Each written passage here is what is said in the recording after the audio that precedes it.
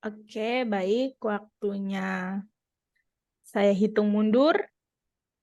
5, 4, 3, 2, 1. Baik, silahkan teman-teman semua, kakak-kakak semua, dijawab untuk soal nomor 1. Oke, dari Kak Zaki menjawab B, Kak Willy juga. Oke, mungkin ada yang ingin memberikan alasan atau ada yang punya jawaban lain selain B? Silahkan. Boleh dibantu dulu sebelum dapat pembahasan dari Bu Diana. Saya mau dong satu orang buat perwakilan mengapa menjawab option B. Silahkan. Bagaimana ada? Oke, hampir semuanya nih Ibu nih rata menjawabnya B nih Bu. Kompak nih. Mungkin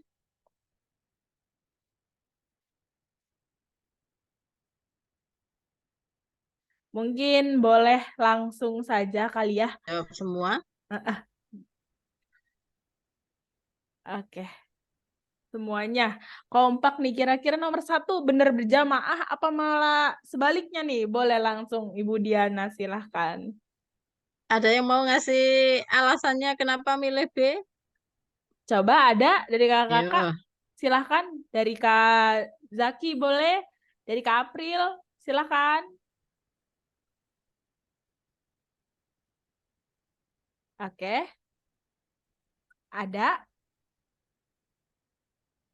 Mungkin masih soal pemanasan Bu, masih malu-malu kayaknya. Semoga soal nomor 2 dan seterusnya ada Belum ya? diskusi. Iya, belum ada. Oke, silahkan Ibu. Oke, terima kasih. Sama-sama. eh ini maunya benar semua apa salah semua ini? Bener semua dong Bu. Oke, kita lihat di sini ya. Jadi kita mencoba melihat di sini untuk kata kuncinya. eh Kita lihat ibu ini kan usianya 30 tahun. Ya, kemudian dia baru saja melahirkan anak yang kedua secara spontan. Kemudian ingin konsultasi metode kontrasepsi, mengatakan ingin menggunakan alat KB untuk menunda kehamilan selanjutnya. Jadi kalau dia masih menunda kehamilan selanjutnya, artinya ibu ini masih ada keinginan untuk punya anak lagi, cuman mau ngatur jarak gitu ya. Namun pasien memiliki riwayat darah tinggi. Ada tekanan darah tinggi di sana ya. Sebelumnya pasien tidak menggunakan alat kontrasepsi, kemudian setelah kita lakukan pemeriksaan fisik, jadi kita lakukan pemeriksaan, kita dapatkan tekanan darahnya memang tinggi 150/100, frekuensi pernafasannya normal, frekuensi nadinya normal, dan suhu tubuhnya normal. Nah, apakah jenis alat kontrasepsi yang dianjurkan? Kalau kita melihat pertanyaan ini, berarti kan yang ditanyakan jenis alat kontrasepsinya ya. Jenis alat kontrasepsi itu macam-macam seperti yang tertulis di bawah. Nah, ketika seseorang itu masih pingin punya anak lagi, masih pingin punya anak lagi ya, berarti kita, apalagi dia masih muda, anaknya baru 2, artinya tubektomi ini sudah kita hilangkan. Karena tubektomi itu untuk mengakhiri kehamilan, jadi mengakhiri masa reproduksi. Jadi kalau misalnya usianya sudah tua atau anaknya sudah cukup, berarti dia tubektomi. Tetapi ini karena masih muda dan pengen punya anak lagi, berarti tidak boleh diberikan tubektomi. Kemudian kita punya data lagi bahwa ibu ini mempunyai riwayat, katanya dia bilangnya riwayat darah tinggi. Dan setelah kita lakukan pemeriksaan, memang betul tekanan darahnya 150/100. Ini ada beberapa alat kontrasepsi yang harus kita hilangkan ketika kita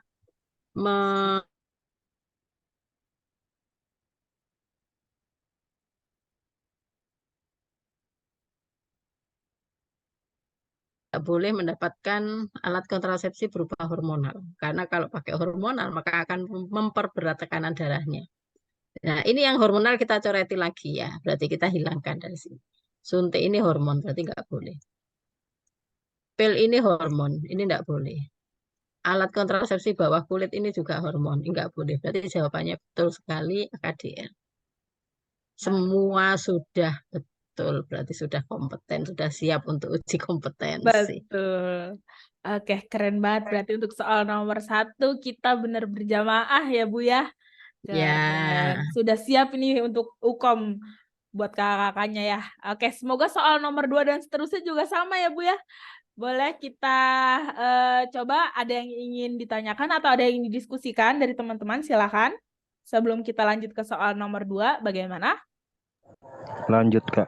Lanjut, baik. Ibu mohon izin, silakan Ibu dilanjut ke soal nomor 2. oke. Soal nomor 2. Iya, betul. Soal nomor 2, waktunya masih sama 1 menit, dimulai dari sekarang. Silakan.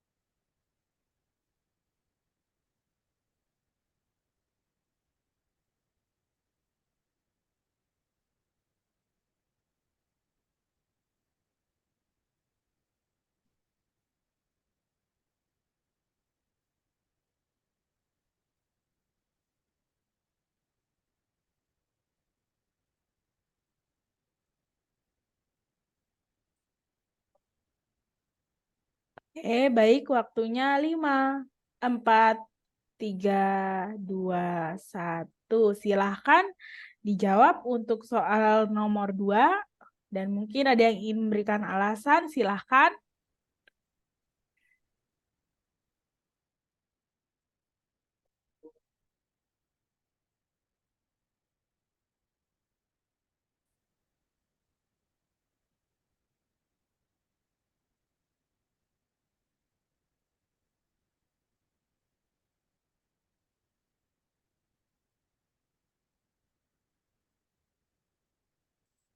Silahkan, mungkin ada yang ingin memberikan alasan.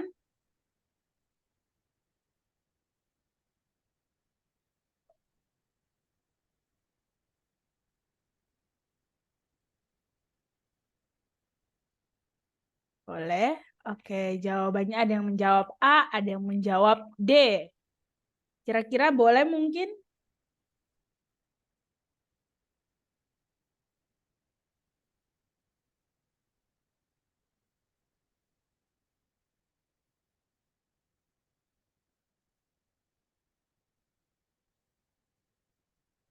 Boleh dibantu teman-teman? Bagaimana? Ada yang ingin memberikan alasan? Ada 2 tim nih, ada tim A dan juga ada tim D.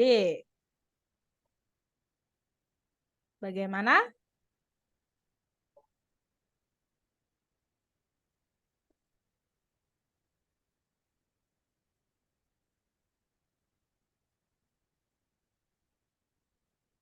Oke. Lanjut, Mbak. Masih bingung.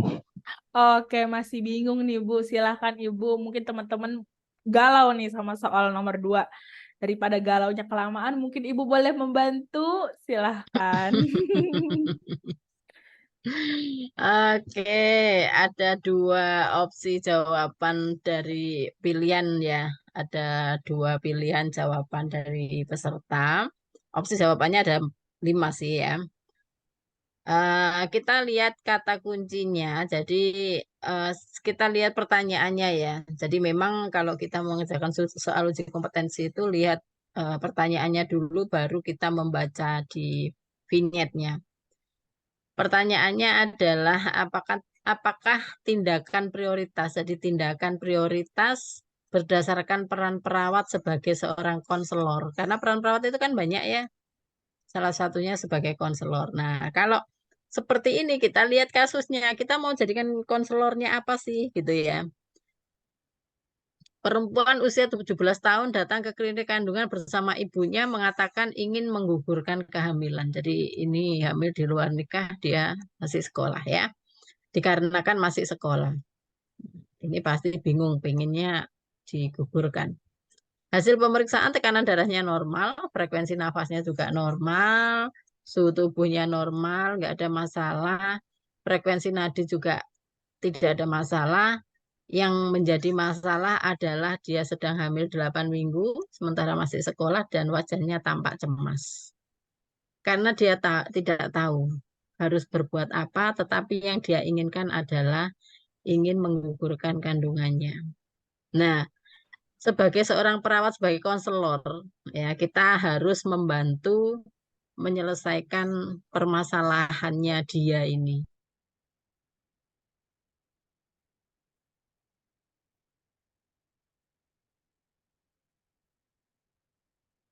Tapi pada dasarnya tindakan prioritas kita sebagai konselor adalah kita tidak memberikan penjelasan tentang regulasi aborsi ya, karena itu peran kita sebagai educator. Kemudian membantu untuk menggugurkan kandungan jelas tidak boleh juga, ya, karena itu melanggar aturan, melanggar undang-undang, tidak boleh menggugurkan kandungan tanpa alasan yang jelas. Kemudian menegur keras tindakan yang akan dilakukan. Kita boleh menegur, tapi bukan berarti cuma menegur keras saja. Ini juga tidak boleh, hanya seperti ini. Yang boleh kita lakukan adalah menyarankan untuk mempertahankan kehamilannya. Jadi kita berikan solusi bagaimana caranya dia bisa mempertahankan kehamilannya dan nanti setelah melahirkan bayinya itu mau dibawa kemana. Eh, Konselor itu tidak sekedar menyarankan gitu toh ya, tetapi pasti mempunyai alasan-alasan untuk memberikan solusi. Kalau misalnya kita menghadapi hal seperti ini, kita tunjukkan di mana tempat untuk menampung wanita-wanita yang hamil yang tidak dikehendaki ini. Nanti sampai dengan dia melahirkan, dan kalau misalnya dia akhirnya bisa menerima kehamilannya, berarti dia boleh pulang dengan membawa bayinya. Tapi kalau misalnya dia tetap tidak mau merawat bayinya dan dia ingin melanjutkan sekolah, bayinya bisa dirawat oleh dinas sosial. Jadi memang ada tempat sendiri untuk mereka menampung anak-anak hamil yang tidak dikehendaki. Sehingga yang kita berikan adalah menyarankan untuk tetap mempertahankan kehamilan. Sementara merekomendasikan tempat klinik yang dapat membantu aborsi ini sama saja artinya dengan menyarankan untuk aborsi ya. Cuman bukan kita yang melakukan, tapi kita tunjukkan tempatnya di sana loh. Itu enggak boleh. Jadi kunci jawabannya D, memberikan solusi tiap masalah yang dihadapi oleh pasien maupun mengendalikan kemarahan yang ada di dalam diri pasien. Dengan memberikan informasi terkait dengan masalah perawatan dan solusinya. Sehingga tadi solusinya adalah menyarankan untuk mempertahankan kehamilan. Oke. Begitu jawabannya. Ada ya Baik. yang betul ya, banyak ya. Banyak ibu lumayan yang menjawab tepat juga banyak, ada yang menjawab belum tepat juga ada juga, tapi nggak apa-apa. Oke, mungkin ada yang ingin ditanyakan atau ada yang ingin didiskusikan untuk soal nomor 2. Sudah jelas ya? Bagaimana? Lanjut katanya. Yang lain bagaimana? Lanjut? Sudah paham ya? Oke, baik, silakan Ibu, kita ke soal nomor 3. Nah, ini dia nomor 3, waktunya 1 menit, dimulai dari sekarang.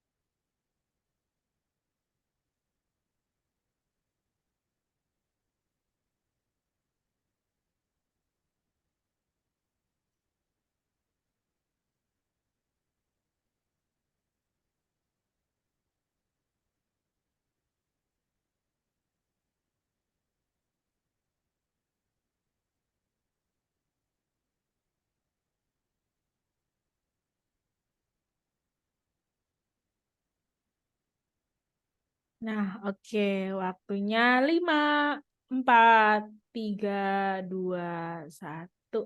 Silahkan dijawab. Soal nomor 3. Oke.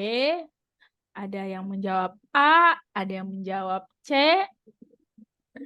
Mungkin ada yang ingin berikan alasan. Boleh dong dari Kak Seno. Kira-kira kenapa sih Kak menjawab option C? Silahkan.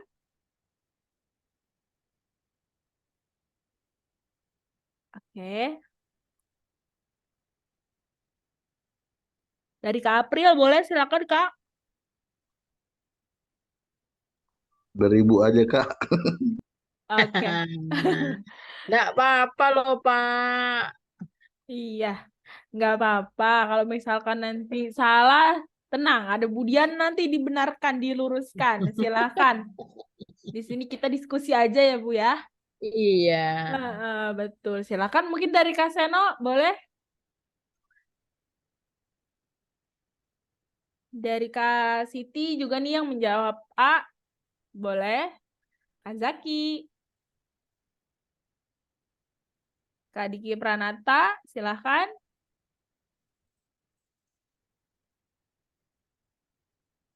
Oke, tumben nih biasanya aktif-aktif, Bu. Iya.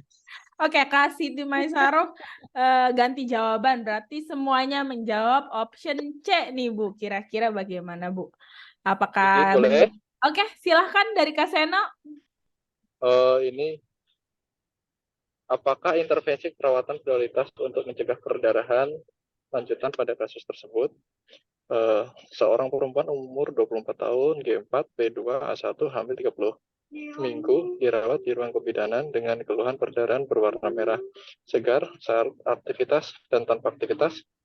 Hasil pemeriksaan tensi 120 per 80, frekuensi nafas 20 kali per menit, suhu tubuh 36,5, frekuensi nadi 80 kali per menit, konjungtiva pucat, bagian presentasi janin tinggi, DJJ 135 menit tanpa perdarahan warna merah segar di jalan lahir. Hasil USG plasenta menutupi jalan lahir.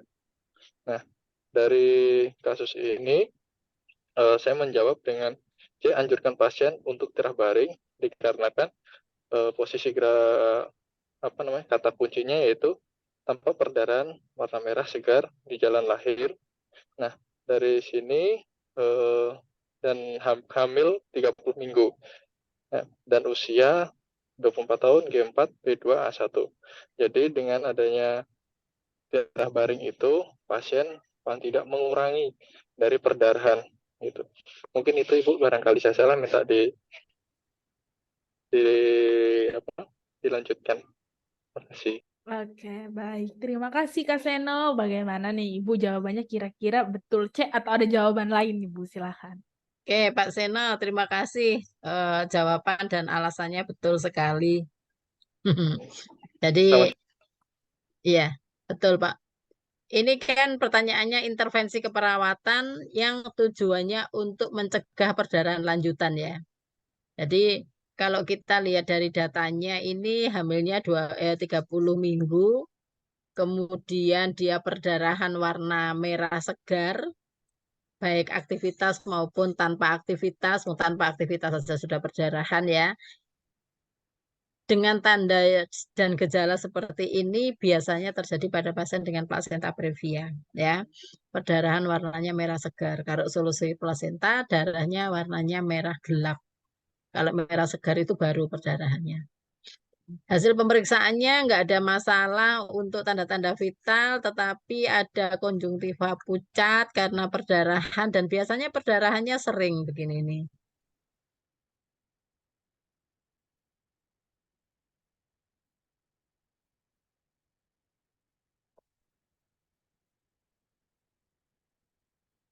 Di bawah itu ada plasenta sehingga bagian terendah janin tidak bisa masuk ke pintu atas panggul, keganjel sama plasenta. Sehingga sangat betul sekali hasil USG-nya jelas plasenta menutupi jalan lahir atau yang biasa kita sebut dengan plasenta previa.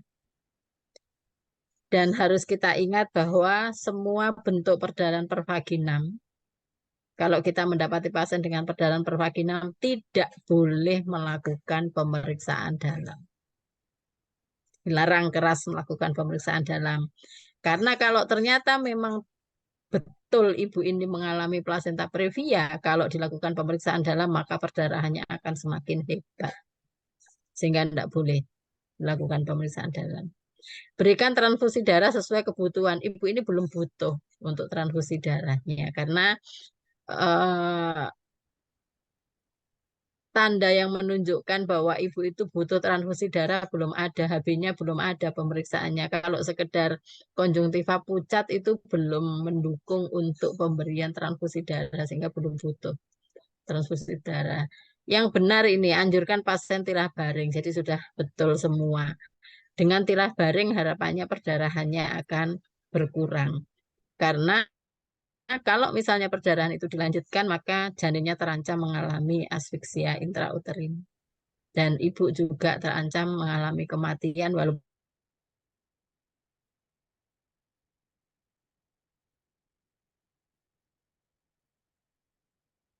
tidak menahan BAK, betul, nggak boleh menahan BAK.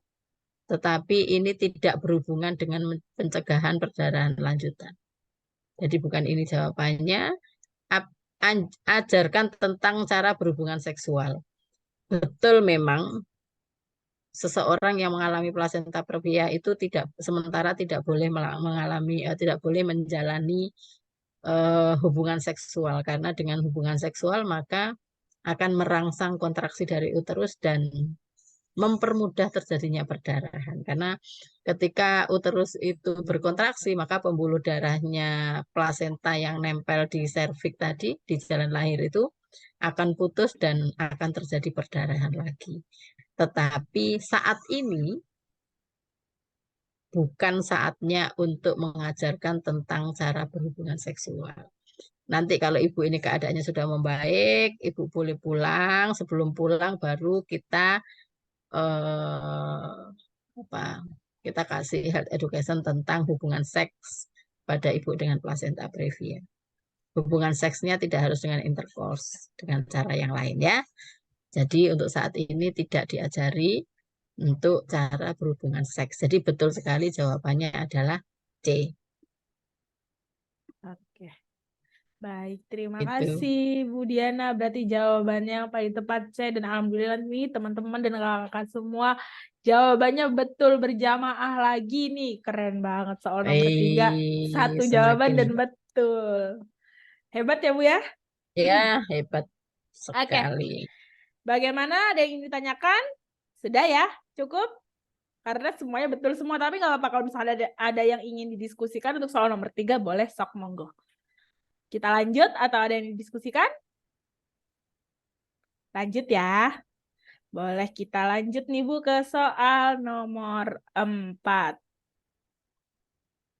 Silakan. Waktunya 1 menit dimulai dari sekarang.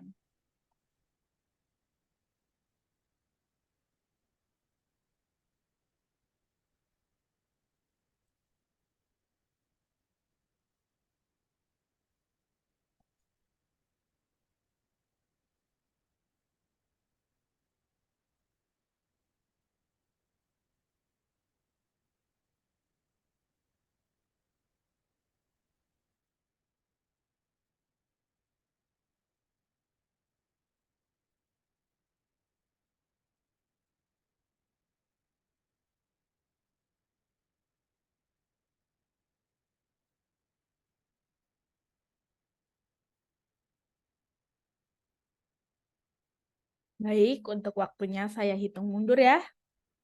5, 4, 3, 2, 1. Boleh, silahkan. Oke.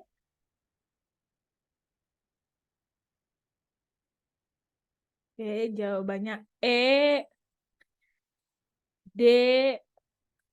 Adakah jawaban lain?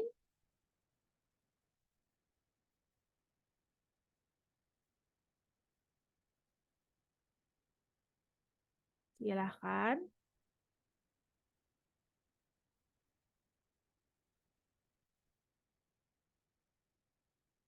Berarti ada dua jawaban lagi nih, ada jawaban E dan juga ada jawaban D. Mungkin kira-kira ada yang ingin memberikan alasan, ada dua tim nih berarti ya. Boleh dari yang jawabnya. Oh, ada juga yang menjawab C dari Kak Rinawati. Boleh Kak Rinawati, Kak Nasti juga menjawab C. Boleh, mungkin ada yang ingin memberikan alasan, silakan. Saya coba boleh. Boleh, silakan Kak Zaki. Apakah diagnosa keperawatan untuk janinnya? Seorang ibu berusia 37 tahun, G4 P30, hamil 38 minggu, datang ke RS jam 15.00 diantar keluarga dengan keluhan baru saja mengalami kejang dan sekarang tidak sadar. Saat dilakukan pemeriksaan didapatkan hasil tekanan darah 180/120, nadi 140, RR16, muka pucat, Fibrilafil kurang dari 3 detik, TFU 35, DJJ tidak jelas, pemeriksaan dalam didapatkan bukaan 2 cm dan serviks tebal. Saya menjawab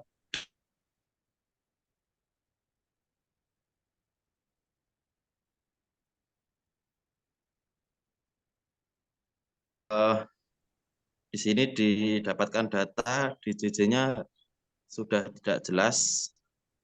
Kemudian ibunya juga sudah mengalami kejang atau eklamsi, jadi ini bukan resiko aspeksia lagi, sudah terjadi aspeksia terhadap janinnya. Itu sih kalau saya. Oke, baik. Terima kasih Kak Zaki. Kata Kak April ganti jawaban jadi D. Oke, berarti dari tim D sudah ada. Mungkin ada lagi yang ingin memberikan alasan? Boleh, silahkan. Dari Kak Titin, Kak Haryanto.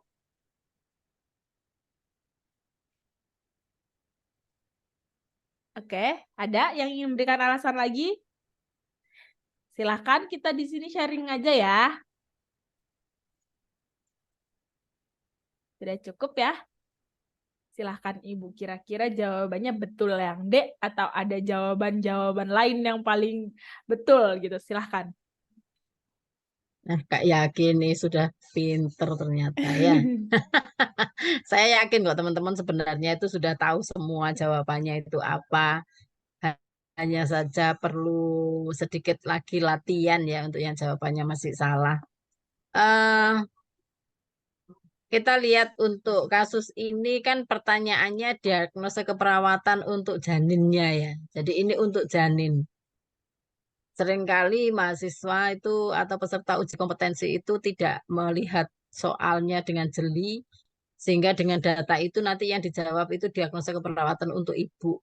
Jadi kalau misalnya A ini jelas risiko peningkatan TIK berhubungan dengan kejang pada ibu, ini enggak ya. Jadi ini bukan, ini kalau ini kan pada ibunya. Kita lihat di data ini, ibu ini hamil 38 minggu, kemudian baru saja mengalami kejang, tapi sekarang sudah nggak kejang lagi. Artinya ibu ini dengan eklamsi. Ya, hamil dengan kejang, kemungkinan besar eklamsi, data yang harus mendukung adalah pemeriksaan tekanan darah. Dan ternyata ketika tekanan darahnya diukur, benar hasilnya tinggi. Jadi kalau tekanan darah yang tinggi pada ibu hamil bisa dikatakan ibu ini preeklamsi. Tetapi kalau misalnya ditambah dengan kejang, maka ibu ini menjadi eklamsi, bukan preeklamsi lagi. Nadinya juga tinggi, 140 kali per menit, RR-nya tidak ada masalah, muka pucat ya. Kemudian CRT-nya kurang dari 3 detik, sehingga CRT ini belum masalah, walaupun mukanya pucat, tapi ibu ini CRT-nya masih bagus. Tinggi fundus uterinya 35 cm, berarti normal untuk kehamilan ibu. DJJ-nya ini tidak jelas. Nah, karena tadi kita itu diberi pertanyaan untuk janin, maka data yang paling mendukung adalah DJJ yang tidak jelas. Bukan berarti DJJ tidak jelas itu bayinya mati ya. Ada tetapi tidak jelas. Biasanya kecil cepat gitu. Kemudian pemeriksaan dalam pembukaan 2 cm, serviks tebal, berarti tanda-tanda persalinannya masih jauh. Ya. Nah, karena DJJ-nya ini tidak jelas dan ibu ini baru saja mengalami kejang, Artinya bayi ini ketika ibunya kejang, dia mengalami penurunan suplai O2. Karena ketika kejang itu pembuluh darahnya menyempit sehingga aliran darah yang ke janin juga menurun. Jadi suplai oksigennya turun. Sekarang kita lihat di antara ini yang suplai oksigennya turun yang mana. Tapi yang jelas mati enggak ya, jadi janinnya belum mati. Tinggal ada 3 diagnosa ini. Risiko asfiksia salah, betul katanya Kak Yaki tadi, ini bukan risiko lagi tetapi sudah terjadi asfiksia. Kalau risiko asfiksia berarti DCC-nya masih bagus. Tapi karena ibunya kejang, dia berisiko mengalami asfiksia. Trauma janin betul, tetapi trauma janin di sini belum jelas traumanya apa, ya. Jadi jawaban yang betul adalah jawaban D.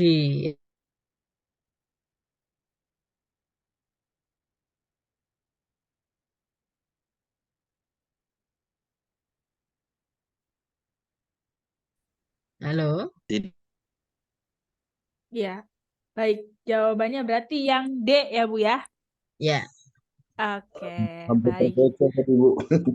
Baik, terima kasih Bu Diana atas penjelasannya. Bagaimana dari kakak-kakak semua, ada yang ingin didiskusikan atau ada yang ingin ditanyakan? Ada, Bu, saya mau nanya, Bu. Boleh, Saya silakan. Bu, saya mau nanya, Bu, yang kasus kayak gini, Bu, biasanya kita kan perawat nih, Bu. Tapi kalau dalam tindakannya kan kita bisa berkolaborasi. Ini yang biasanya dilakukan dokter situ operasi ya, Bu. Makasih, Bu. Ya, kalau kita lihat janinnya itu sudah aterm, seperti ini kan hamilnya sudah 38 minggu, artinya kan sudah aterm. Biasanya memang segera dilakukan SC untuk menyelamatkan janin dan menyelamatkan ibu. Karena memang kalau preeklamsi dan eklamsi itu ketika janin sudah keluar dari tubuhnya ibu, keadaan ibu membaik. Tetapi bukan berarti ketika eklamsi langsung harus dilahirkan. Kita lihat usia janinnya dulu. Kalau masih prematur sebaiknya dipertahankan. Kalau keadaan ibu memburuk ya harus segera di SC. Tetapi kalau misalnya dengan eklamsi terus hamilnya sudah 38 minggu, 38 minggu itu bayinya sudah aterm, untuk hidup di luar uterus itu sudah sangat mungkin, sudah bagus lah bayinya ini ya. Kalau 38 minggu itu sudah viable biasanya kita nyebutnya. Nah, kalau keadaan seperti itu segera diakhiri kehamilannya dengan seksio cesaria. Betul sekali, Pak. Oke. Kasih, Bu.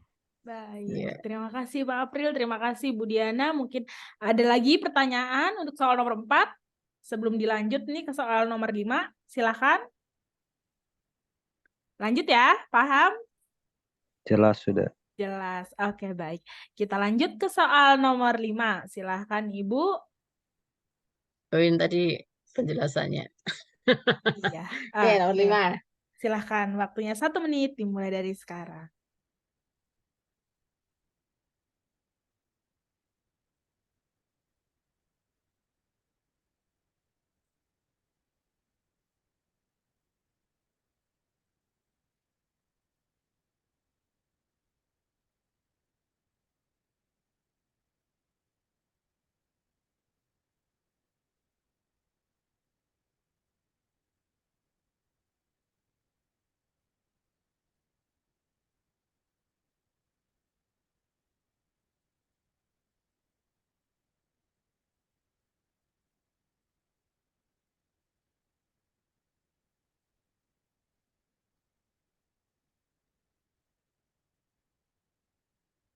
Baik, waktunya saya hitung mundur. 5, 4, 3, 2, 1.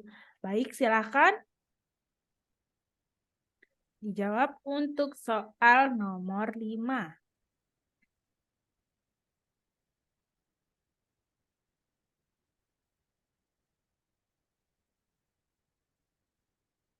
Oke, jawabannya A. Ada di Kak Zaki nyempil. D. Mungkin boleh ada yang ingin memberikan alasan? Kenapa menjawab option A dan kenapa menjawab option D? Silahkan.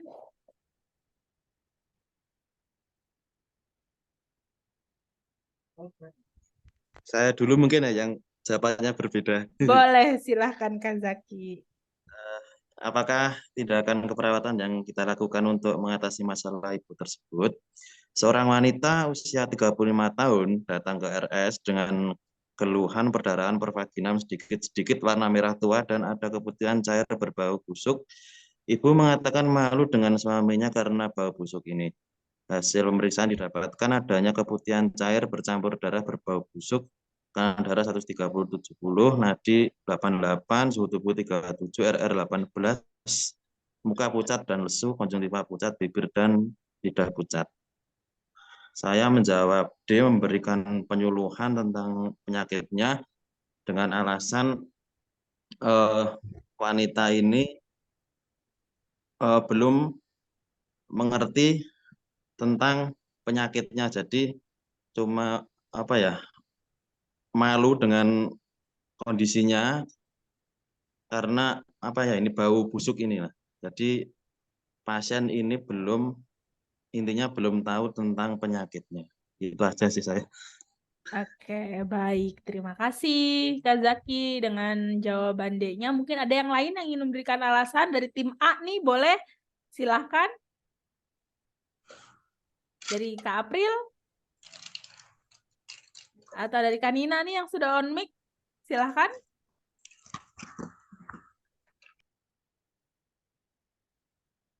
Oke, mungkin boleh deh Ibu langsung dijelaskan apakah betul jawabannya yang A atau yang D atau malah ada option lain yang lebih benar, silahkan. Oke, makasih Pak Yaki yang sudah memberikan penjelasan dari jawaban yang dipilih ya.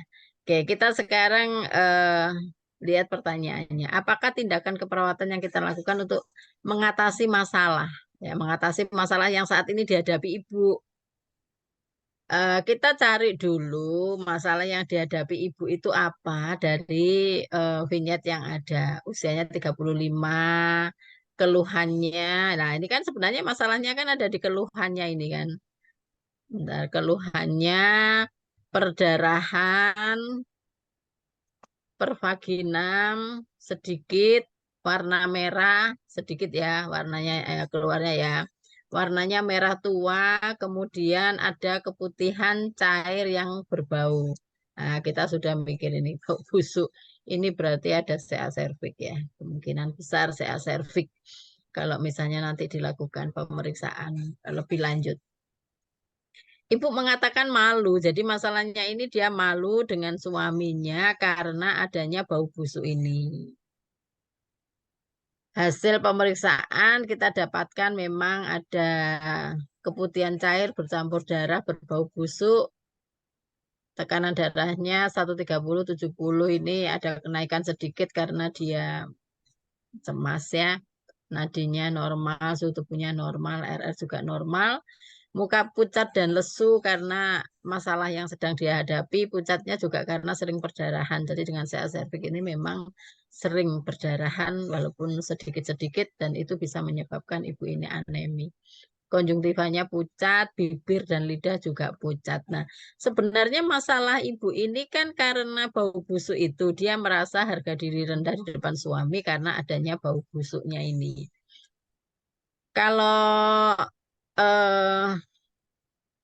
kita melihat dari option jawabannya, kalau misalnya seperti tadi yang disampaikan sama Pak Zaki, artinya kan sama dengan meningkatkan pengetahuan ibu.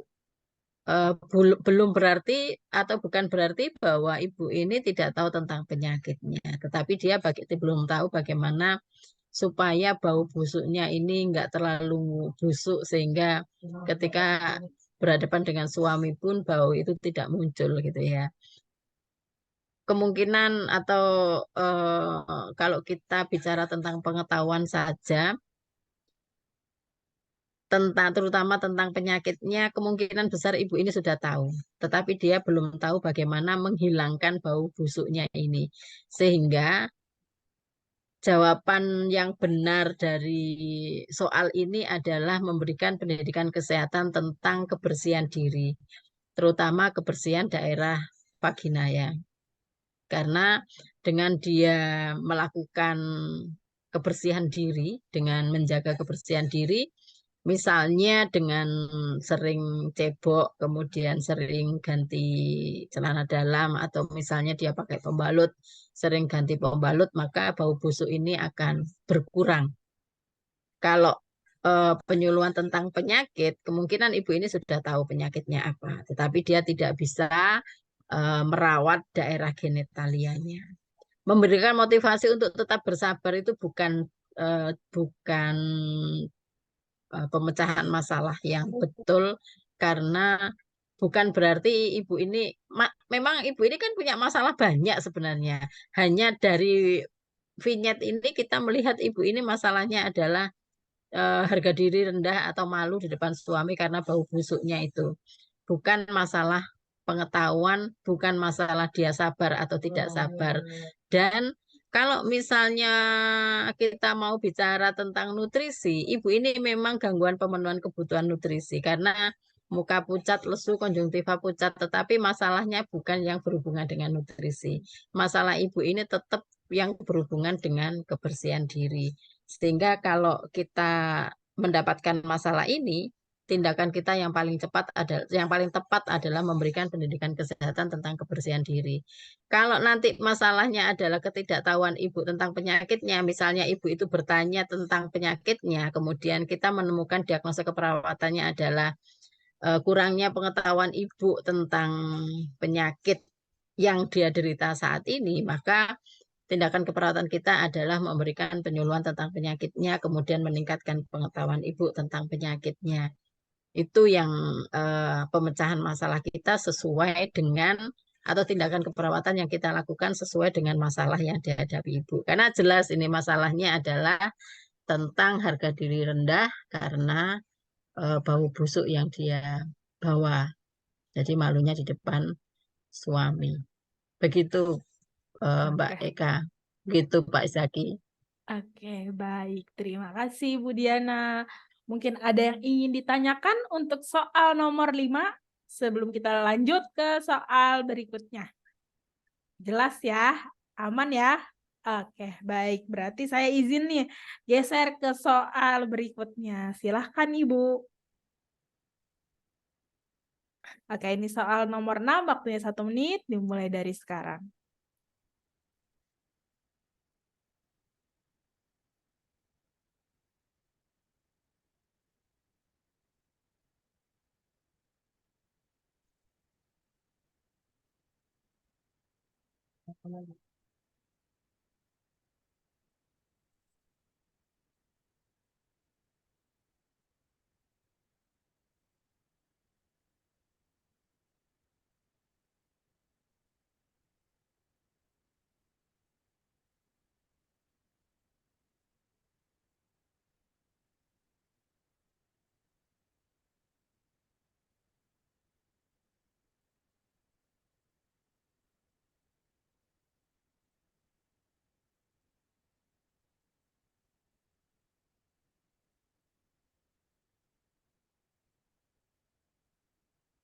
Oke, waktunya saya hitung mundur. 5, 4, 3, 2, 1. Baik, silahkan dijawab. Kira-kira soal nomor 6 ini jawabannya apa? Oke, ada yang menjawab A, ada yang menjawab D.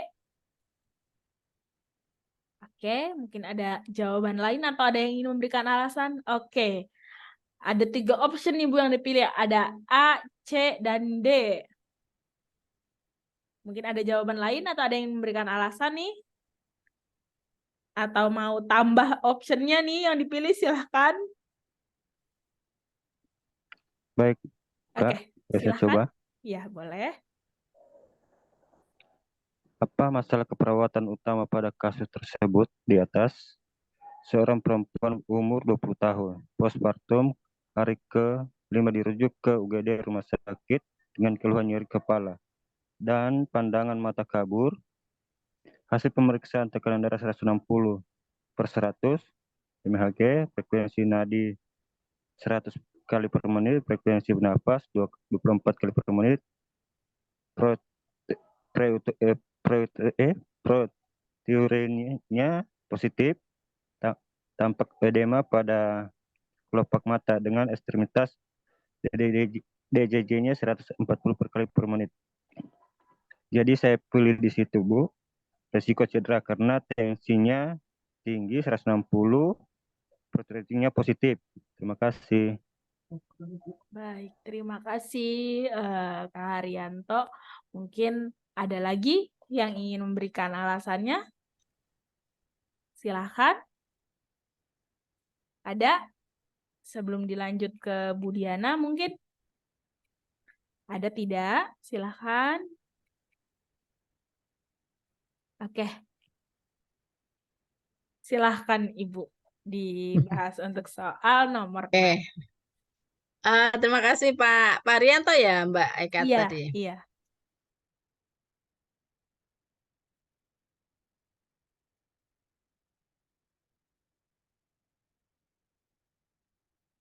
Semua ini masalah keperawatan, tetapi kita mencari yang utama ya.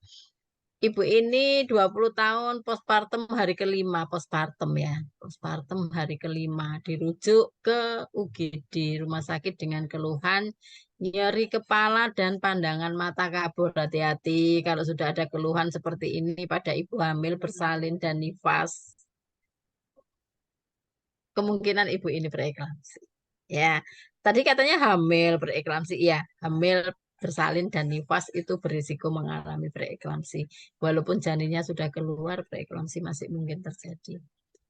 Hasil pemeriksaan betul kan?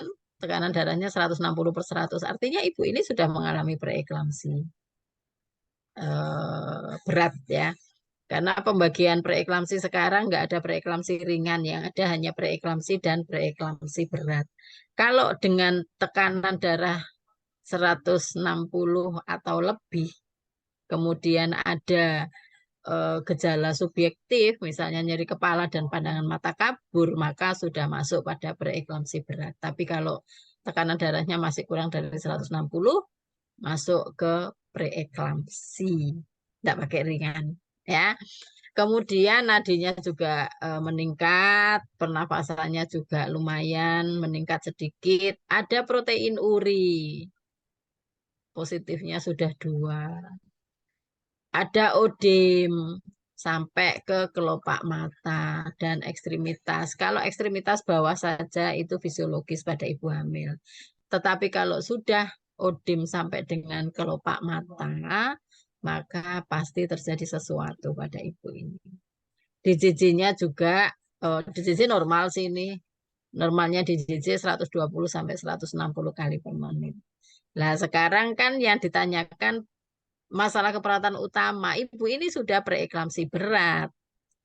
Kalau misalnya kita ngangkat diagnosis keperawatan nyeri, masalah keperawatan nyeri, betul, ibu ini punya keluhan nyeri, tetapi ini bukan masalah keperawatan yang utama pada pasien dengan preeklamsi berat. Bukan nyeri. Oh, berarti mata kabur, bukan juga, karena ini bukan masalah keperawatan utama. Risiko jatuh, ibu ini berisiko jatuh, tetapi ini bukan masalah keperawatan utama. Masalah keperawatan utama pada ibu adalah risiko cedera dalam bentuk kejang. Semua ibu dengan preeklamsi, apalagi preeklamsi berat, risiko pertama adalah risiko terjadinya eklamsi yang ditandai dengan adanya kejang. Di dalam diagnosa keperawatan, risiko kejang atau risiko terjadinya eklamsi pada ibu itu masalahnya adalah risiko cedera ibu dalam bentuk kejang. Dan masalah ini adalah masalah yang paling mengancam nyawa. Sehingga kalau kita mendapati ibu dengan preeklamsi berat, semua tindakan yang kita lakukan untuk mencegah terjadinya kejang. Bukan untuk mengurangi nyeri kepala, bukan untuk membuat mata kaburnya menjadi tidak kabur, bukan untuk mengatasi odemnya supaya hilang, tidak. Semua tindakan yang dilakukan pada pasien dengan preeklamsi berat adalah untuk mencegah terjadinya kejang, karena kejang ini masalah yang paling mematikan pada ibu dengan preeklamsi. Peningkatan tekanan darah bukan diagnosa keperawatan, bukan masalah keperawatan. Jadi kalau kita temui ibu hamil bersalin nifas dengan peningkatan tekanan darah, dan sudah mengarah ke preeklamsi, maka diagnosa keperawatan utama adalah risiko kejang atau risiko terjadinya eklamsi. Betul sekali Pak Haryanto. Oke, baik. Terima kasih Bu Diana atas penjelasannya. Baik, ada yang ingin didiskusikan untuk soal nomor 6? Jawabannya paling tepat yang D ya. Oke, paham Ibu. Baik, kalau paham mungkin dari yang lainnya gimana? Ada yang ingin bertanya atau ada yang masih belum jelas di soal nomor 6? Silahkan. Bu, mau nanya Bu, Boleh, yang silahkan. nomor 1 tadi kan Bu, ada di situ jawaban untuk ini yang masalah hormonal Bu. Mau tahu Bu, pil kombinasi itu yang gimana ya Bu? Makasih Bu. Yang soal nomor 1. Iya Bu, iya Bu. Oke. Gimana Mbak Eka, kita selesaikan dulu baru diskusi mulai nomor 1 atau Oke. boleh kita balik ke nomor 1? Selesaikan dulu sampai nomor 7 kali ya. Habis itu balik tadi ke soalnya yang ditanyakan sama Pak April. Nggak apa-apa ya Pak ya? Iya Kita siap Bu, siap lanjut Bu. dulu. Dicatat dulu mungkin deh yang tadi mau ditanyakan. Nanti di akhir kita baru balik lagi ke pertanyaan Pak April ya. Oke, silakan. Berarti kita lanjut ya ke soal nomor 7 dulu. Baik Ibu, silakan. Kita ke soal nomor 7 dulu. Nah, waktunya 1 menit dimulai dari sekarang.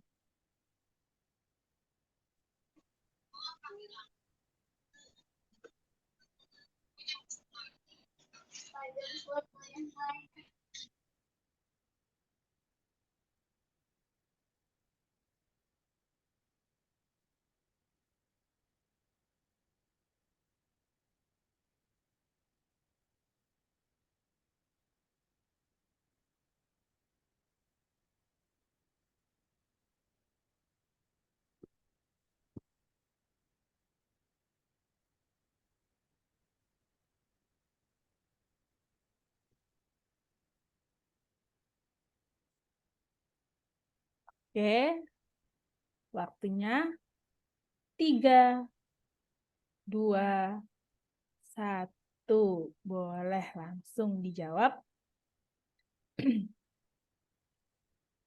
Ada A, ada B.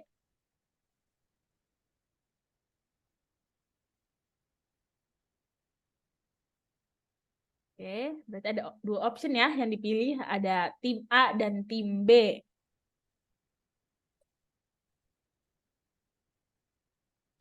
Silakan. Ada yang ingin memberikan alasan?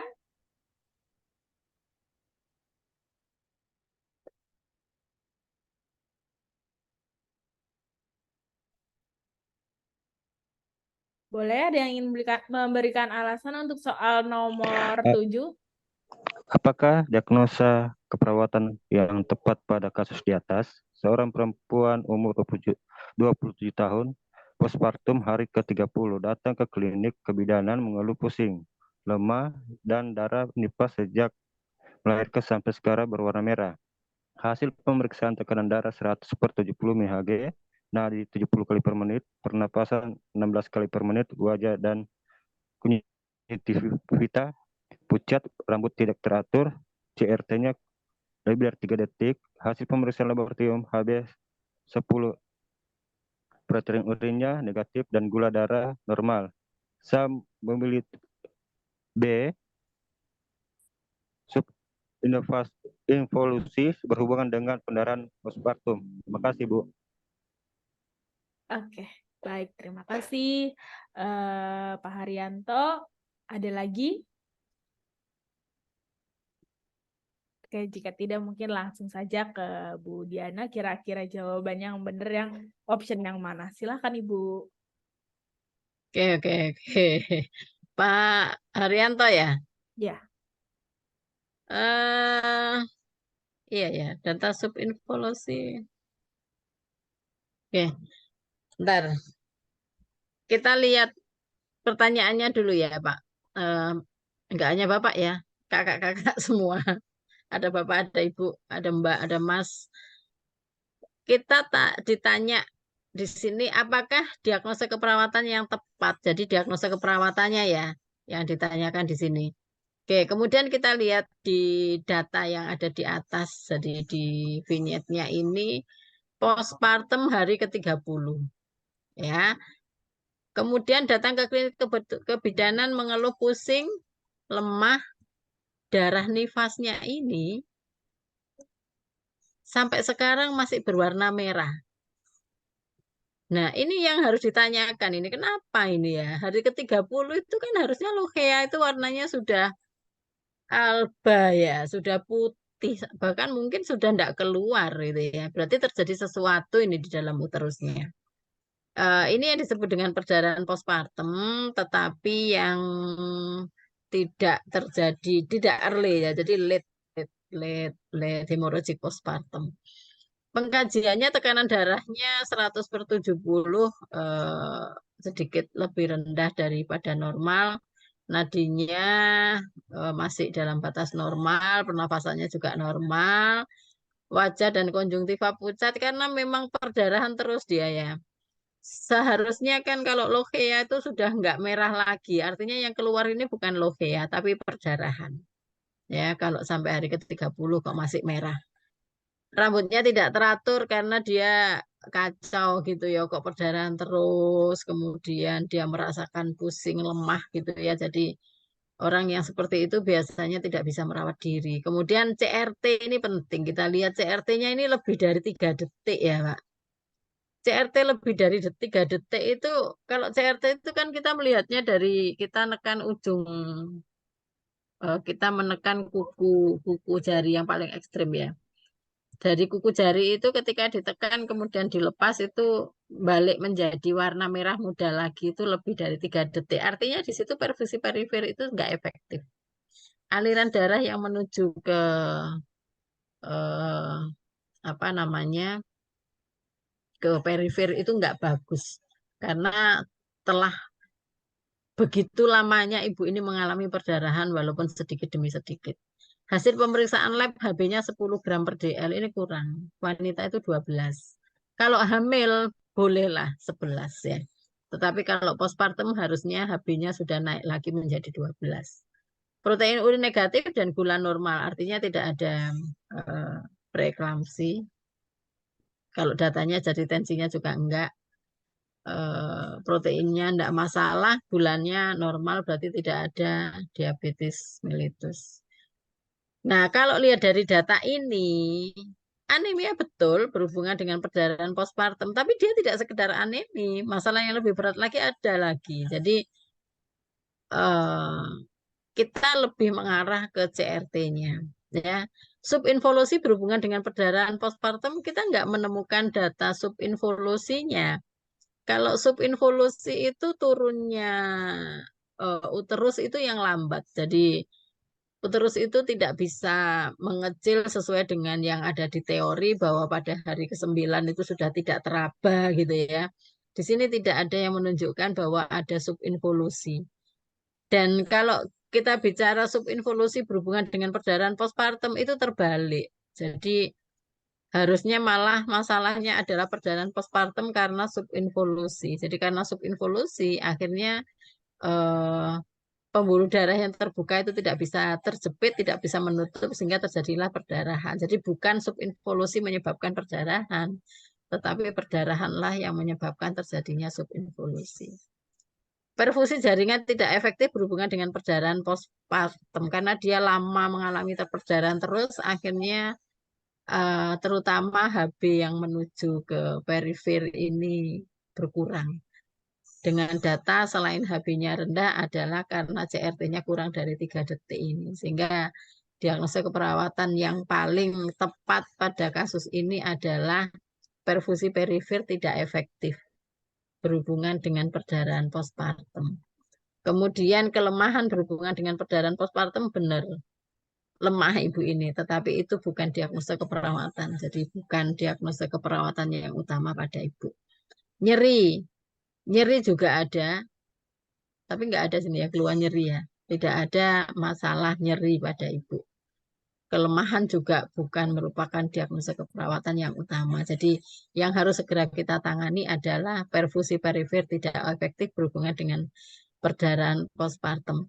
Nanti setiap kali kita menemui soal kemudian ada bunyi CRT lebih dari 3 detik, kita harus selalu berpikir cari data lain yang mendukung perfusi perifer tidak efektif.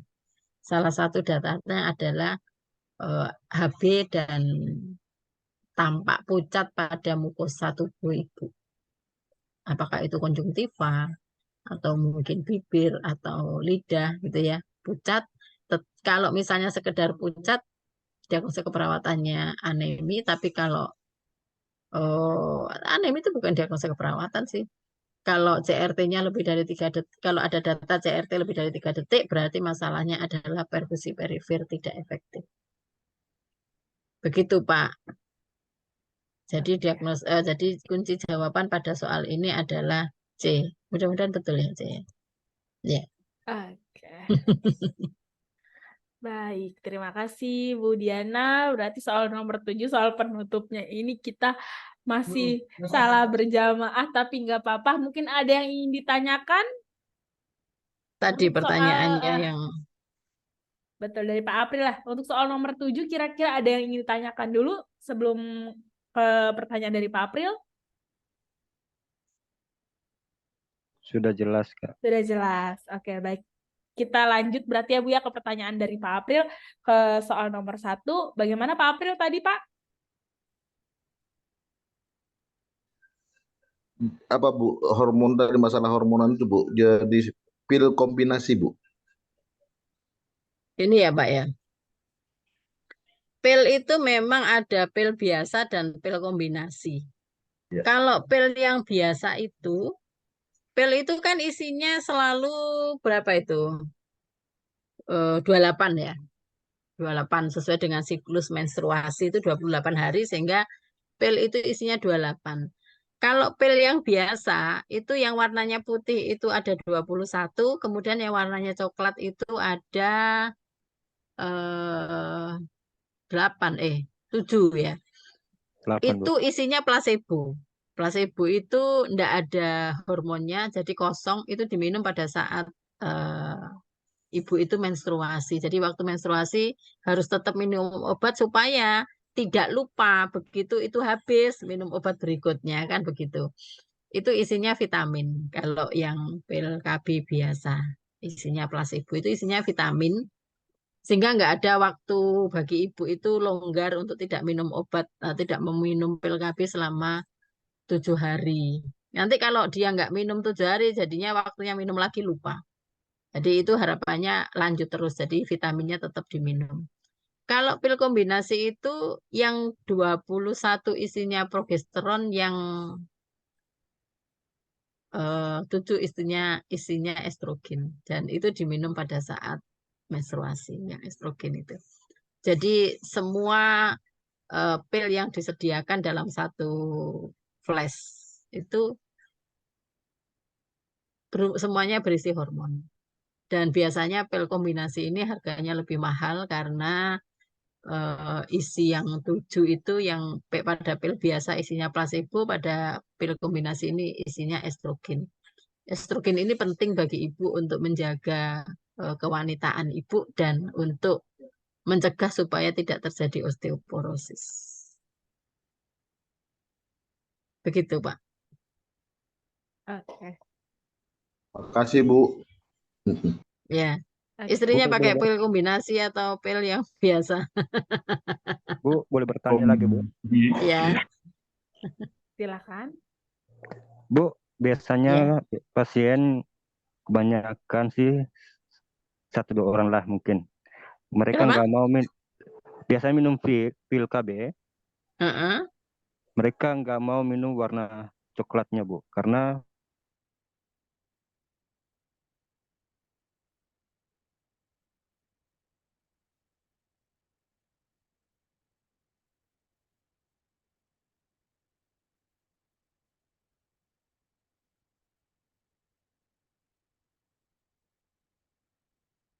Cegah terjadinya kelemahan gitu ya.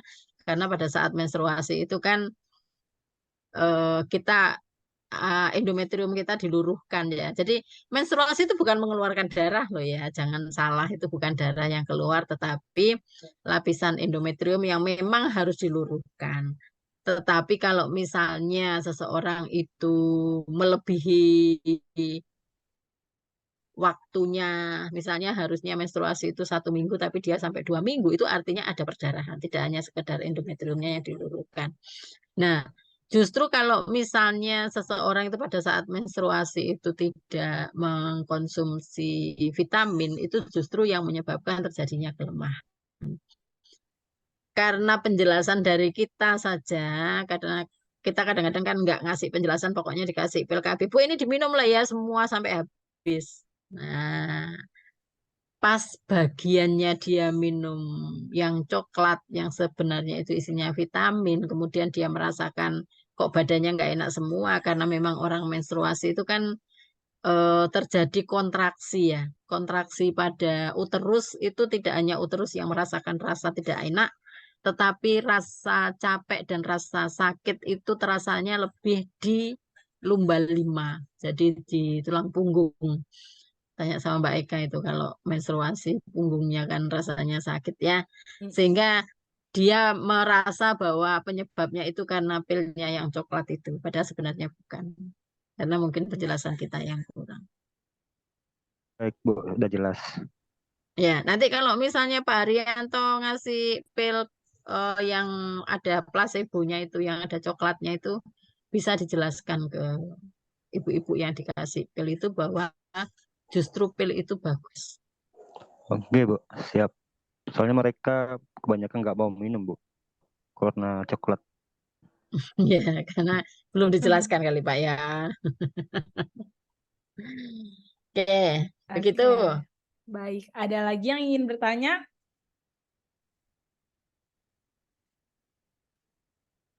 Bagaimana?